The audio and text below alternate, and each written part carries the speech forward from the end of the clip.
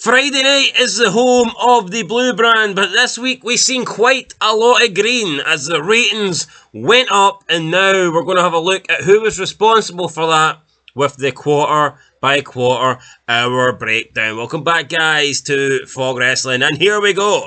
Friday night, SmackDown was up, Rampage was up, Collision was up. It's been a good weekend for wrestling shows. I say a good weekend. When your ratings are low, then there's kind of only one way to go, and that tends to be up. There's only so far you can go down. So maybe the ratings weren't skyrocketing, but it was an improvement across the free weekend shows, if you consider Friday night a weekend, which most people would. So yeah, maybe there was something good on TV this week, or maybe there was nothing on TV and everybody had to watch wrestling. God forbid that is the case. But we're going to get into it. SmackDown this week did 2.186 million, almost back in to the 2.2 million territory, but not quite. So we start quarter one, 8 o'clock to 8:15. It is Bianca Belair versus Tiffany Stratton. This got 2.112 million. With a 0.53 in the 18 to 49 demographic. So we can see that SmackDown actually starting off here with 72,000 less than what the show averaged. So that's pretty good that SmackDown increased from quarter one, because you see with AEW, you know, they start off with their best rating and then it just goes downhill from there. But SmackDown actually started off relatively low and seen its rating increase throughout the show. And actually, the opening quarter was the joint lowest quarter of all 8 quarters. So, pretty rare that happens. And I think that could only happen on SmackDown. I don't think AEW can possibly do that. And I think we all know with Raw being a 3-hour show, there's no chance of that happening on Raw. I think SmackDown's the only show that could start with its lowest quarter and then just get bigger and better as the show progresses. No, I'd absolutely agree with that. I'm surprised it was the lowest quarter, but what I would say is it was a good opening quarter between Belair and Tiffany Stratton. The wrong person won, but it was actually a good match. And I actually think for the most part SmackDown was good, especially at the start. So it just shows you, folks, the ratings don't mean everything. I would actually say the first half of SmackDown was probably the best half. But here, it's only 2 halves. Like you said, it's not the Raw problem where you've got the 3 hours to fill, so it makes sense that SmackDown, of all the wrestling shows that we cover in the ratings by quarters, has the most consistency. Starts low and can go up, because that would be the one I put my money on. Quarter 2, 8:15 to 8:30. Logan Paul recap. LA Knight backstage angle. We got Belair, Jade Cargill backstage, and the Bloodline backstage. This did not go up. It actually stayed the same. So we still did 2.112 million, exact same rating as the first quarter. Normally, the Bloodline increases the ratings, but I think people are just tired of this new Bloodline. I think people have realised, look, WrestleMania is over, Roman Reigns is nowhere to be seen, Jace was no longer part of the Bloodline, they've kicked out Jimmy. This isn't the Bloodline that we have grown to love or enjoy or whatever over the past 3-4 years.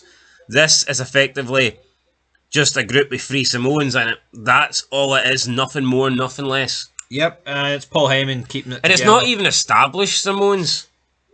It's a guy that lost 36 matches in a row, and 2 guys that literally have just been introduced in the last month that we have absolutely no reason to care for. Like, you can say what you want, but that last pay-per-view in France, that Tama Tonga guy stood out like a sore thumb. Like, he really fucking did. He looked like he didn't belong in that match. Yeah, I don't think he did belong in that match. Like, I mean, why? WWE's fallen in the AEW trap where, oh, they're in Japan, you have to care about them. No. Yeah, that would have been... Build them up in your own company. It would. People can say what they want about Jimmy, but that match would have felt bigger if it was Jimmy and Solo against Randy and Kevin Owens. Yeah, you added this Tama Tonga guy in, and it was honestly like, yeah, this guy should probably be in NXT. This guy should be in fucking dark matches. You know, yo, look at the people, though, that they've kept in NXT for so many years, like Bobby Roode and Samoa Joe. LA Knight, there's so many. I mean, the only real guy that actually they called up straight away was like Styles. Well, I didn't call him up straight away because I didn't send him to NXT in the first No, place. that's what I'm saying. Yeah, like the guy that's just go straight to the main roster. I mean, why are these Samoans getting a free pass? Even Solo had to go to NXT first. Oh, but because these guys are in Japan, they get a free fucking pass straight to the big time? Why not have a beef version of the Bloodline in NXT? Yeah, why not? Have a bit of continuity between the two brands. It could work. There's nothing wrong with it, but here, I think the Bloodline, I mean, throughout these segments, you've got, oh, I was on the phone to Roman Reigns. What? Who cares, man? We need the Tribal Chief back. We need the Rock back. That's the true Bloodline. See if they're going to do this whole, I was on the phone with Roman Reigns, can we actually hear Roman Reigns' voice? Can Mr. Part-Time send in a couple of fucking voice notes? Would it really be too hard? How good would it be that, well, no, I'm not saying it'd be great, like, but it would actually mean more if we legitimately heard Roman Reigns on the phone rather than Solo Sikoa just saying, I was speaking with Roman. Because why? We know, everyone knows that's bullshit. WrestleMania was 6 weeks ago. Where is the Tribal Chief? Yeah, but you could have fucking Sami Zayn saying, I was speaking to Stone Cold. You could have Ricochet saying, I was speaking to The Rock. It ain't gonna do shit for me. I need to actually see them or hear them. Yeah. I mean, Austin Theory could turn around and say, I was speaking to McMahon. He's going to come back and wrestle the company away for Triple H. Doesn't mean jack shit. I need to see it. So it's just fucking words at the end of the day, empty words. Anyway, quarter 3, 8:30 to 8:45 p.m. LA Knight, Carmelo Hayes, backstage. Knight versus Tama Tonga. Post-match with the Bloodline. This went up 3% to 2.166 million. So we got a increase here. It looks like a strong quarter, to be honest. LA Knight, Carmelo Hayes, then Knight, Bloodline.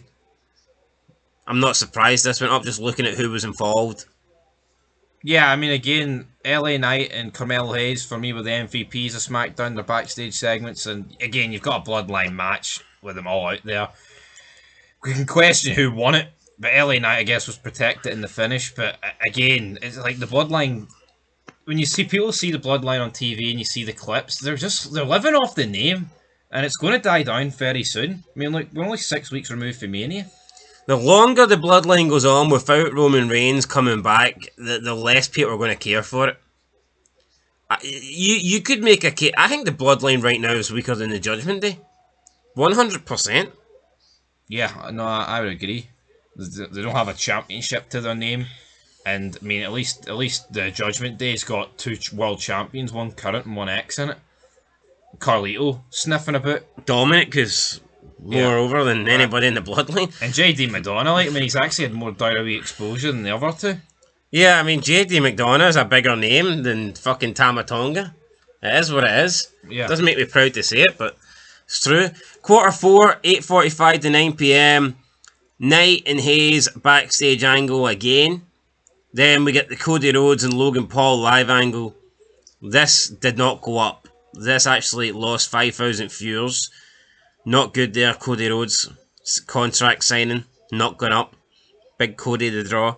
Yeah, if this is somebody that is a draw, then you know it goes up. But it doesn't with Cody. So, I mean, could it be an accident, I guess. I will say it's not a good time placement. Not that I'm not making excuses because anyone who's a draw will get an increase anyway. But normally they save the big stars for the top of the hour. So it's a bit strange that they put them on in quarter 4. Traditionally, you would see the big star come out at the beginning of quarter 5. But, I mean, yeah, who knows? It was weird placement for sure, but again, it's just Cody Rhodes being boring talking about War Games 32 years ago. Although, if you look at that time on Raw, like about 2 months ago, they brought CM Punk out with like 2 minutes to go in the 4th quarter, and that got a massive increase. So, if CM Punk can increase quarter 4 with a massive increase, then why can't Cody Rhodes when he's got the majority of the whole quarter? So, no excuses for Cody. But as we move into quarter 5, this is where things go up, isn't it? Plus 9%. Aye, 9% up to 2.366 million. Nia Jax backstage promo. Jax versus Jade Cargill. DIY versus Legado del Fantasma. No idea fucking why. I'm assuming it's not DIY Legado del Fantasma, but this was the highest rated quarter of the show. I'll defend Jax and Jade. I actually thought their stuff was alright, but it's DIY versus Legado del Fantasma. What are we doing here? And I think there's proof that that indeed did not do anything for the rating, because we go into quarter 6. Quarter 6 was solely DIY versus Legado del Fantasma, and this lost 9%. So it went from 2.36 million to 2.159 million. So quarter 6 lost 200,000 views, and the only thing that was in quarter 6 was DIY versus Legado del Fantasma. So there's no hiding here.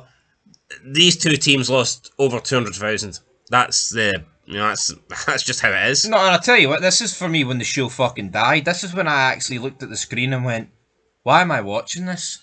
What is the purpose of DIY against Legado del Fantasma? I would say up to that point, SmackDown was probably sitting at about a 4 or a 5 out of 10. These guys appear and it's like, what is this? DI fucking Y? And Legado del Fantasma? What group of bloody Mexicans is this? What's DIY's theme song? I don't know. Is it not something really gay? Well, it is those two, yeah, so I probably would assume so. Do it yourself. DIY. Is it not like... Do it yourself. It's not do it yourself, but it's something weird. Tabasco sauce No, and it's something... Johnny Wrestling. Anyway, it's shite. 9%. Probably should have lost more than 9%, but it is what it is. This was the only quarter that actually lost in the key demo. Thoughts on that? Doesn't surprise me though. It's actually the only quarter that lost a percentage. Yes, there was a slight decrease in quarter 4 and a slight decrease in quarter 7, but neither of those quarters lost enough viewers for that to count as even 1%, whereas quarter 6 lost 9%. So the only quarter that lost enough viewership to make 1% was quarter 6, DIY versus Legado del Fantasma, and it lost a whole 9%. So what's that tell you here? Tells me that these guys do not draw a dime and that they need to be kept fucking off. Suck. They need to be kept off television again. I mean, this is on a 2-hour show. But everybody knows that. I mean, Triple H knows when he sends these guys out that no one's fucking... Oh, DIY. Does he think that people are checking Twitter? Oh, DIY are taking on Legado del Fantasma. Let's quickly tune back into SmackDown. Put Fox back on. No one's thinking like that. Yeah. You know, it's... No, what's more likely to happen? People will be like, here, what's happening on Twitter? Oh, DIY's got, fuck, don't put putting wrestling back on yet. Wait till that match is over. No, that's it, though. But, see, if Triple H was smart or it was booked like it should be, I mean, this match would last about 3 minutes and you would fit like another 5 segments in the same quarter. But no, this match... it's actually dragged over 2 quarters. Yeah, like a full quarter just for this match. And if it was on Raw, it would have dragged into 3. You fucking know it. Yep. Woo, woo, woo. You know it. So, but social media, that's how it works. See when these people see The Rock trending and they find out The Rock's back? I mean, the channel can't get changed quick enough to put wrestling back on. See when they find out that, not that DIY would trend like, but see when they find out that DIY is on, it's like, fuck me, don't be putting SmackDown back onto this match is over. If DIY's trending, people think someone's doing a wee job in their house. If DIY's trending, people think it's actually DX. There's only a chance they've got a trending. Or truth, anyway. Triple H and Shawn Michaels. They wish. Quarter 7, AJ Styles backstage promo. We got Bayley, Chelsea Green, Piper Niven backstage. I'm sorry, just talking about Bayley here, and I started yawning. They actually called her boring Bayley, and they started yawning, so that worked pretty well actually. This went down 5%, but again, not a big enough loss to count as a full percentage. So there you go. Down to 2.154 million. And then quarter 8, Randy Orton versus Carmelo Hayes. Post-match for the Bloodline as well. This went up 5% to end the show with 2.256 million. The second highest quarter of the show. And that's something that only the likes of Raw and the AEW shows can dream of. Ending the quarter with like the second highest. No, absolutely. And again, with SmackDown, you don't have to drag people out across 3 hours. You can just drag it out across 2 hours. But again, SmackDown, I mean, if you get rid of that DIY Legado del Fantasma match and just put something slightly more interesting, which could be anything, you can get a much... Nia Jax taking a shit. Aye, yeah, exactly. They would have got above 2.2 easy. Easy peasy. Aye, but they didn't. That just killed it. No, that did kill it. And no, it killed my interest. See how much more tired I got when those 4 appeared on the screen? Aye, so He's heavily medicated. there you go, guys. There's your SmackDown ratings. We'll catch you in the next one, quarter by quarter. What did we learn for this? We learned that nobody gives a fuck about DIY and Legado del Fantasma, but I mean, we already knew that. So, yeah, catch you guys in the next one. Till then, though, peace.